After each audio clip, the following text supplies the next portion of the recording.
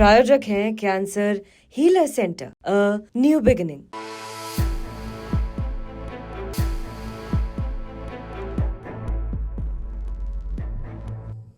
क्या आपको दिखाई पड़ता है कि जिस तरीके से राहुल गांधी बार बार जा रहे हैं, अब बिहार में कुछ और खेल नजर आएगा। कांग्रेस अब पिछलग्गू नहीं रहेगी। जैसे सीपीआई-एमएल का वोट बैंक है, उसी तरीके से कांग्रेस भी कहेगी कि हमें परजीवी मत समझो, हमें सहजीवी समझो। हम परजीवी नहीं है, हमें सहजीवी समझोगे तो तुम्हारी जीत का कारक हम बनेंगे, और अगर हमें परजीवी समझोगे तो ठीक है, हमें इज्जत से अलग से लड़ने दो, भले ही हम शून्य से शुरू करें, लेकिन तुम्हारे हाथ भी सत्ता नहीं आ पाएगी। सत्ता तुमसे कोसों दूर चली जाएगी और तब आरजेडी झुकने को मजबूर होगी। ऐसा दिख रहा है आपको? जी केवल कांग्रेस ही नहीं, महागठबंधन के भीतर जितनी भी पार्टियां हैं वो सब आरजेडी के खिलाफ। आप देखिएगा, आप दीपांकर भट्टाचार्य के बयान को देख लीजिए। वो भी तो बोले कि सोच समझ कर सीटों का बंटवारा करना चाहिए, छोटी पार्टी को साथ लेके चलना चाहिए। तो जो महागठबंधन में सीटों को लेकर के जो रार है, उसको दिल्ली चुनाव परिणाम से एक हवा मिल गई है।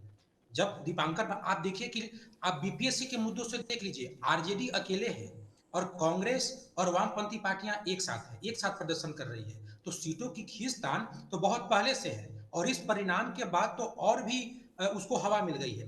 दीपांकर भट्टाचार्य ने कहा कि सोच समझकर आप सीटों का बंटवारा करना चाहिए, सभी पार्टियों को ले जाना चाहिए। और कांग्रेस भी तो बोली है कि कुछ क्षेत्रीय पार्टियां हैं वो अपनी सीमा भूल गए हैं। तो इस तरह के जो बयान है, उस बयान से यही स्पष्ट है कि दिल्ली चुनाव का सबसे अगर बुरा प्रभाव कहीं पड़ने वाला है या कहीं ज्यादा प्रभाव पड़ने वाला है तो महागठबंधन में भी है। और एक और बिहार की मीडिया में एक और खबर दौड़ रही है कि बिहार में जो कांग्रेस के प्रदेश अध्यक्ष का भी बदलाव अब जल्दी होगा और कोई दलित चेहरा, खासकर अगर कोई रविदास समाज का चेहरा हो तो उनको प्रदेश अध्यक्ष बनाया जाएगा। यानी कि वो अपने जो एक दलित नेता को कांग्रेस प्रमोट भी करेगी और जो एक बी टीम के रूप में, आरजेडी के बी टीम के रूप में जो उसकी एक छवि बन गई थी काम करने की, उससे वो उभर करके और काम करेगी। स्टूडियो में हूँ, और मुझे स्टूडियो तो में। लगता है कि बात केवल सीटों के बंटवारे तक नहीं होगी, वो पप्पू यादव और कन्हैया कुमार के एंट्री तक जाएगी। यानी अब वो बिल्कुल अ, लालू यादव या आरजेडी के दबाव में रह के कांग्रेस सारी नीतियां लेते रहे। पहले तो सीटें भी मिलती थी और सीटों का बंटवारा, कांग्रेस के सीटों का बंटवारा भी उसमें काफी हद तक लालू यादव की उसमें चलती थी। जैसे कि आप विक्रम विधानसभा को देख लीजिए, वो कांग्रेस में था लेकिन उनके जो सिद्धार्थ आते हैं वो आरजेडी के समर्थक माने जाते हैं।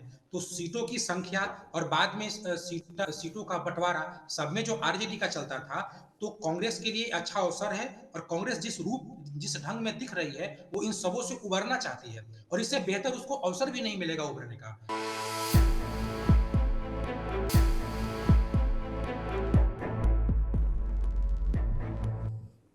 प्रायोजक हैं cancer healer centre, a new beginning.